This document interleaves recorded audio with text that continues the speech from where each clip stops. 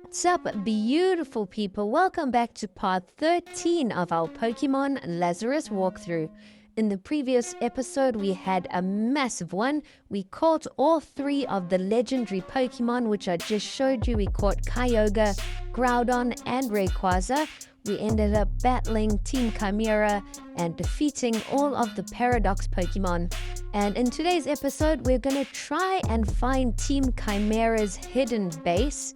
Apparently, the leader of Team Chimera is the 8th gym leader, so hopefully we can reach them and take on the gym leader and earn the final gym badge, as well as stop Team Chimera for once and for all. In order to reach this new area, you need to go back to Sofo City and then head west and south. This crossing was previously blocked before, but now after completing the side quest with all the legendary Pokemon, it will now be open to you. And as you can see, there are some interesting new Pokemon that you can catch along this route. There are also loads of trainers to battle, so if you're considering adding a new Pokemon to your team, do it before you explore this route because you'll get a bunch of experience from all the battles. We've just picked up a couple berries and reached a little beach here. We've spoken to the guy in red and he's given us a super rod, so that's pretty cool. We can now do some more fishing and catch some stronger Pokemon. We continue heading south, taking on all the trainers along the way. And now it looks like the scenery's changed a bit. Some of the trees have changed pink, and we have arrived at the next little town. It's called Pello, and it looks really cool. I like the theme. It looks like a whole bunch of cherry blossoms. It looks like Japanese style almost. But we're going to explore all the houses here in Pello and chat to everyone in the village. We'll see what's going on, see if there's any side quests or if we can find any signs of Team Chimera. While exploring, we've come across this really cool statue of Tropius, and you can choose to read a little story, which is really awesome. But otherwise, not much going on with that statue. We enter the Pokemart and come and stock up on a few items that we're running low on. We've also reached the Pokemon Center, so we are going to come and heal up our team. There's a hiker just outside the Pokemon Center. I thought he was selling something, but he's not. We quickly heal up our team after all those battles along the route. As we exit, we chat to the cyclist who wants to see the Pokédex entry for Cyclizar, and if you can show him that, he'll give you 3 rare candies. We have caught Cyclizar before. I can't exactly remember where it was, but I think in the area near the Pokemon Zoo on that island, Kipos Island or something. So definitely go and battle and catch a Cyclizar just to get those 3 rare candies. That's definitely worth it. But we have found the sailor and chatted to him, so at least we'll be able to now sail to this region. We enter one of the last few houses and find another sailor. He's looking for 3 strange souvenir items. I believe we picked up one of those along the way somewhere. And he says you can actually get more of them if you do some fishing with the super rod. So we'll definitely try and get more strange souvenirs and try complete that quest. I'm not sure what he'll reward us with, but it's probably something worthwhile. You can find some amazing Pokemon around this town along the routes, but we are going back now to the little battle pavilion. We have won 2 of these contests before, so this is the 3rd battle pavilion contest, and each contest has slightly different rules. So I'm curious to see how this one differs from the previous 2. And it seems with this contest, you have no control of which Pokemon will be sent out next.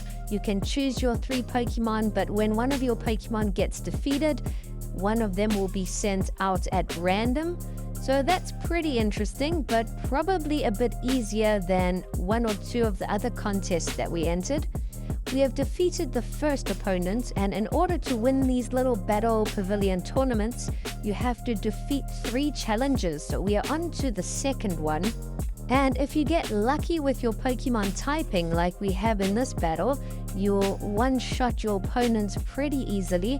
It all comes down to luck. I think the battles are completely at random, and if you try and take it on again, the battles will be different, so it's really just a game of chance. But we have defeated the second challenger and on to the third. It looks like the third challenger is definitely the toughest, but I think we're still going to win it. We've got Golisopod out, and Golisopod is quite a beast. I was really surprised how much of a weapon Golisopod actually is. But we have defeated and won the little challenge, and we got an ability patch as a reward.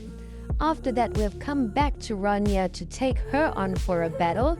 Before you head to the next route, you have to defeat Rania, so we'll definitely try take her on again. It looks like her team has gotten a lot stronger, but a lot of our Pokemon in our team are leveled up a bit higher than hers, so it's a fairly easy battle. And when we do make it to the next town, I do want to spend some time there and do some training. I think after the 8th gym badge, we can head to the Elite Four and take on the Pokemon League. So I want to get my team to around level 60 for that. I think if you get your whole team to level 60, it should be fairly easy. But we have defeated Rania and also learned a new move or two. And she says she's going to go head on to the next town as well to try and get the final gym badge. So we've entered a new route called the Nyx Trails. You can find some interesting Pokemon here. There are a lot of ghost types, and there are a few trainers to battle and items to pick up. So we're going to try and explore this entire route, take on all the trainers, and then make our way to the last little city down south. At this point in the game, you need to start thinking about what your final team is going to be. And I don't think we're going to swap out our team. I'm pretty happy with how my team is looking. There are loads of other Pokemon I would love to try out, but I think for this playthrough, we're going to try and keep our team the same. They've been performing pretty well, and we might do another playthrough of this. I'm not sure. It's been really fun. I wouldn't mind doing another playthrough with a completely different team.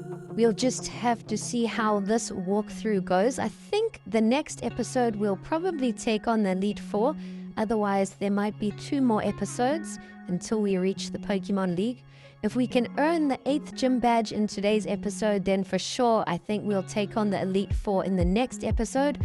So it shouldn't be too long of a walkthrough.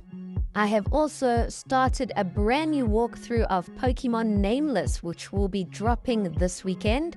So if you guys are looking for another cool, interesting game with a completely unique story, definitely have a look at that when it drops. But now it looks like we've reached the Areios hideout where Team Chimera is based. As you can see, the whole town is run by Team Chimera grunts. There's a nurse outside for you to heal your team, but there's not many buildings to explore. There's just grunts everywhere and the Pokemon gym. So we're just going to chat to all the grunts and then see what Pokemon we can find in the area. You can pick up TM Blizzard at the bottom. And I think we're going to just dive right into it. We're going to enter the gym and see if we can take on Team Chimera's boss. I think her name is Kalliope. And we've just arrived here and we're about to take her on. We're going to dive right into it. And Calliope's first Pokemon she has sent out is a level 48 Hydrapple, which is a grass and dragon type, I believe. Luckily, we've got Delphox up front, and Delphox has got a variety of attacks at the moment. We knock out Hydrapple, but then we get defeated by Grimmsnarl, which is a dark and fairy type. But we send out Golisopod next to try and finish it off, and we've done it. We have knocked out Grimmsnarl, which is one of the tougher Pokemon that Kalliope has. And now she has sent out a level 49 Dracozolt, so I do recommend your team be around level 50 to 53 when taking on Kalliope, otherwise you might struggle a bit. The next Pokemon Kalliope has sent out is Silverly, but we have knocked it out. There's only 2 more Pokemon for us to defeat. But now she has just sent out a Tinkaton, which has Mega Evolved. And the Mega Evolution looks completely insane. I don't even know what it is. It's kind of like a big drill or something. It's like a Scyther combined with a drill. Really interesting Mega Evolution, but we have finally knocked it out. And the final Pokemon Kalliope has sent out is a level 50 Raging Bolt. that we are battling once again. It is the Paradox legendary Pokemon. Our Areios has knocked out Raging Bolt, and we've done it. We've defeated Team Chimera once and for all. We received the last gym badge, the Myth badge, and it looks like Team Chimera is going to flee the town. So they have left the town completely abandoned. So finally, the region will be at peace and free of Team Chimera. But in the next video, we're going to make our way to the Elite Four and the Pokemon League. I can't wait to take that on. But that's all it's going to be for this one. Thanks for watching.